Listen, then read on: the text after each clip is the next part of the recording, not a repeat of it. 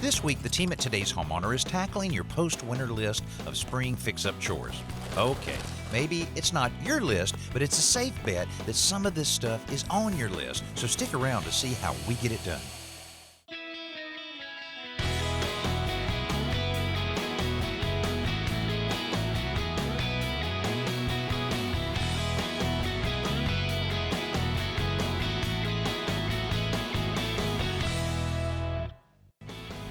You know, after a long, hard winter, you may be getting outside your home and looking around and realizing there's a lot of small things that need to be taken care of, and that's what we're going to help you with this week. Now, one of those chores will be cleaning, but before you start doing all of the cleaning, you may find there's a few little repairs that need to be taken care of.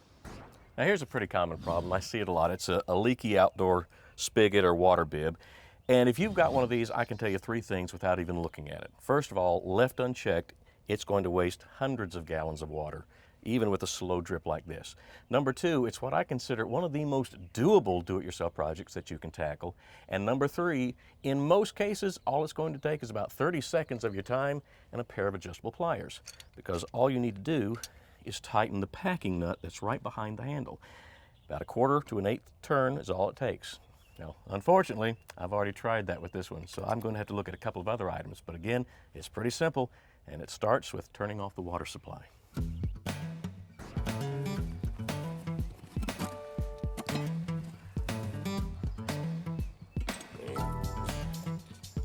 Now, looking at this one, I can tell that we've got a really worn washer. So we're going to unscrew the washer from the handle.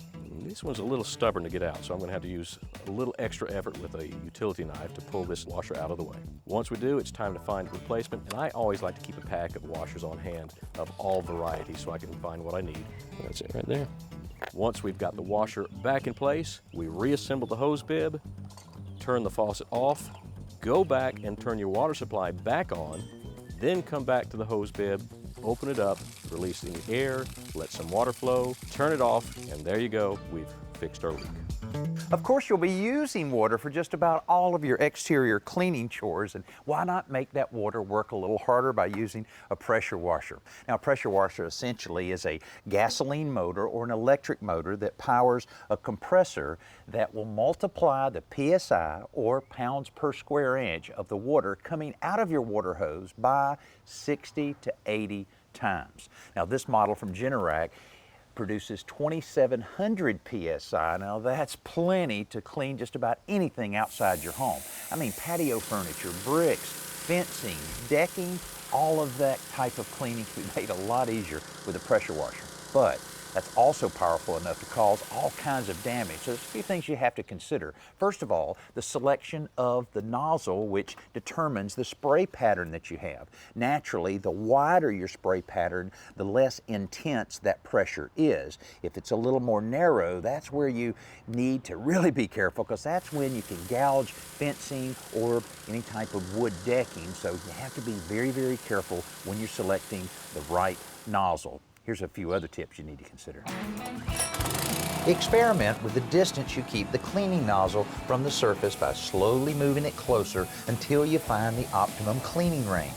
On bare wood, it's usually best to move the tip parallel to the wood grain. This will help prevent splintering. Another way you can make your pressure washer work even better is by using the proper cleaner. Now, if you have a reservoir on your pressure washer like I have here, it's as simple as using a cleaner that's designed for use in a pressure washer, pour it in, then use the tip that's used to apply the cleaner to the surface that you're working on. It's that easy. Now, if you don't have a reservoir, you can always use the old garden pump-up sprayer to do the exact same thing. Now, I wouldn't recommend using chlorine bleach because it'll damage your pressure washer and void your warranty and might even kill a few plants around the house. But if you feel like you have to use some type of bleach, use an oxygen bleach or one that's formulated for use outside your home. Now, if you're cleaning a lot of horizontal surfaces like driveways or maybe a deck, here is a great tip to make that go a lot easier. This is a little accessory. It's a horizontal surface cleaner, and it attaches to your pressure washer wand. And then the real secret's here below. It keeps the nozzles in constant motion and at a consistent height off the surface that you're cleaning, so that you don't have any damage and you get a nice, even cleaning over whatever horizontal surface you're working on. Well, that's a great solution. Hey, speaking of solutions, here's one from Joe Truini.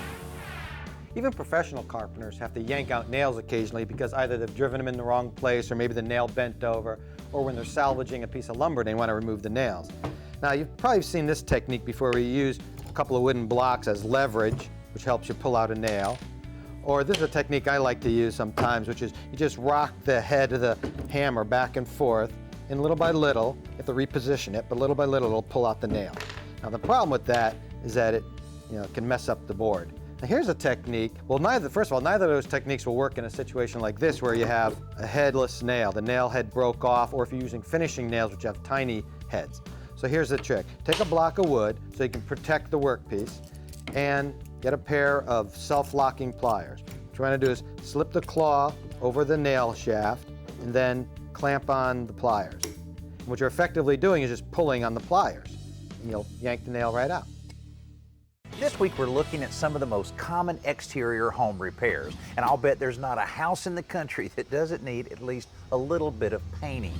Now, when you're talking about painting, that's one of those chores, if you do it right the first time, you won't have to do it near as often, it'll look a lot better, and you'll end up saving time and money. Here's an example where someone probably didn't do their painting job the right way. They probably didn't prime it properly. Now, why should you prime? Well, in a situation like this, it will seal the wood off and give a great surface for the top coat of paint to stick to. Also, it'll prevent this kind of unsightly thing where it's peeling and flaking and blistering. You won't have to worry about that. Now, interior priming is also very important, because if you have any type of water stain, you can block out that water stain before you put your top coat on. And also, if you're trying to paint over some of those bold colors that were so popular for so many years, it's essential to use primer to block out that color. Also, your finish coat will look a lot more vibrant because it won't be influenced by whatever color you had before you started.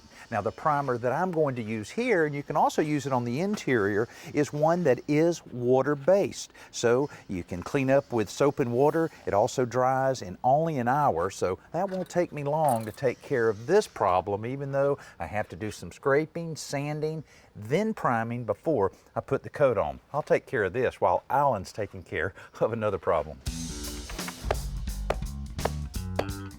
Now, this problem may not affect everybody, but if you've got an asphalt driveway, chances are you'll be faced with this sooner or later. And I'm talking about a pothole that might be in the center, or as we have here, a divot that was out of the side.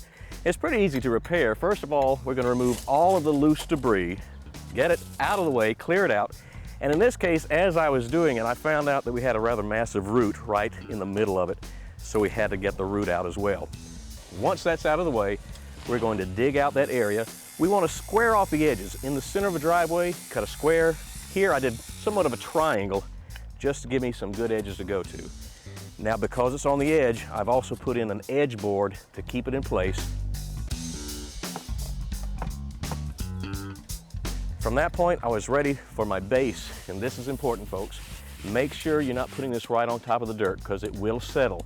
Put a nice base of either crushed limestone, or as we did here, some gravel. And now I'm ready for my blacktop repair. Pour it in, it's going to be messy. Wear some old clothes, spread it out, get a steel rake, tamp it down. It looks nice now, but we're not quite through with it. What I'm going to do next is put a piece of plywood on top and drive a car right on top of it to help pack it in.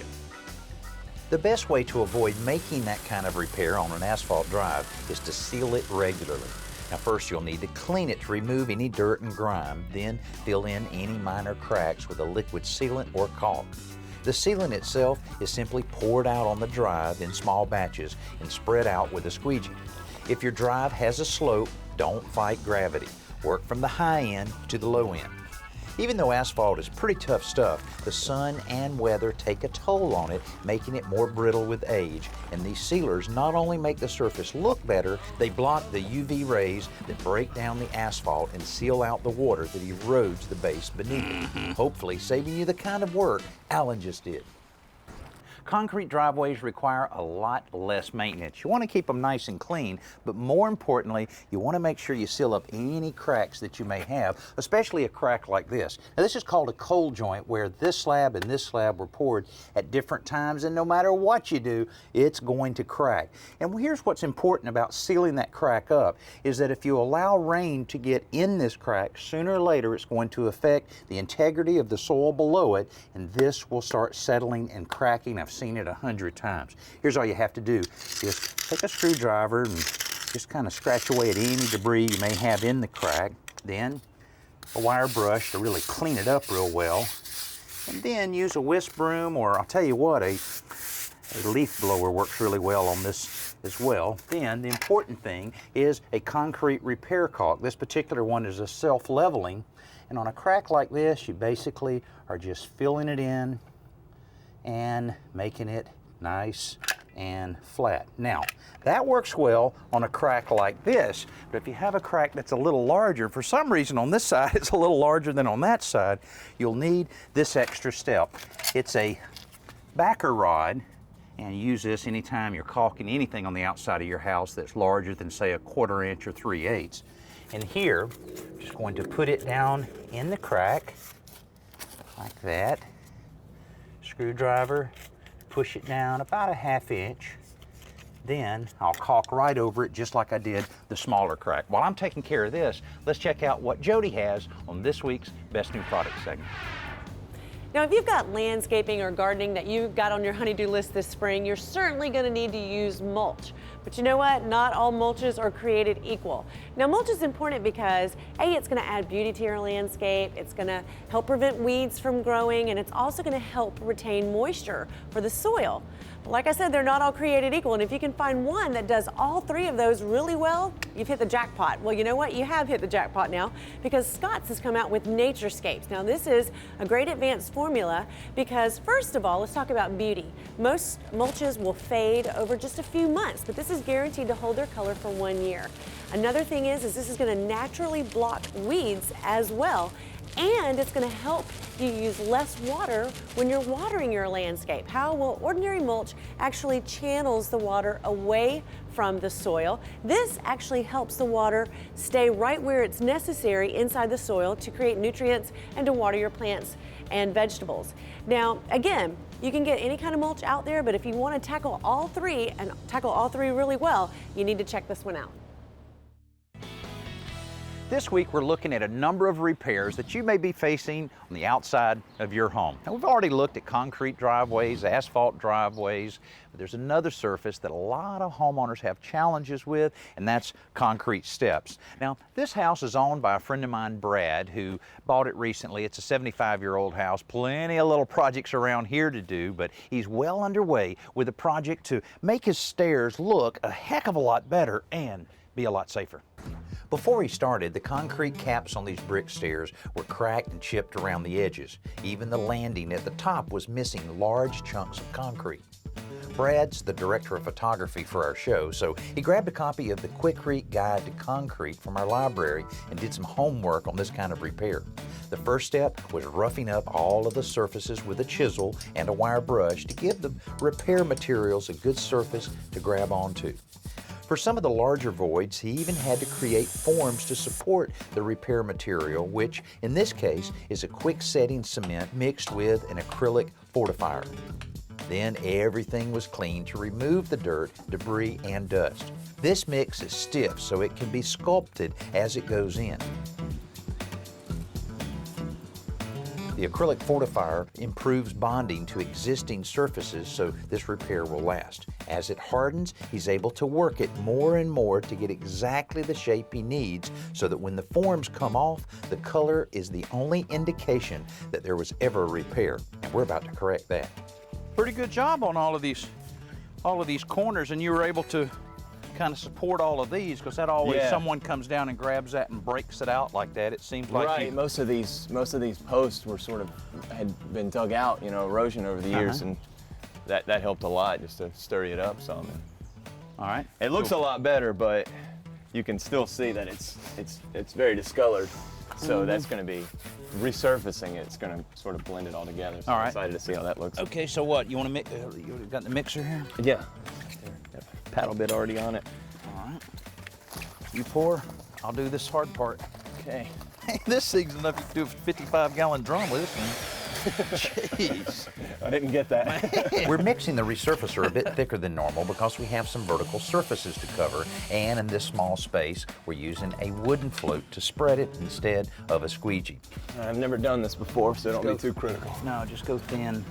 That takes a little getting used to at first because the material doesn't flow too well when it's this thick, and working around these rails is a bit of a trick. But eventually, we get the hang of it, and Brad starts coating the vertical surfaces with a masonry brush while I work on the horizontals. This is working out. I'm good, dude. I was a little nervous on that top step, but I think once it dries and we're able to scrape that off, No worries. that'll be all right.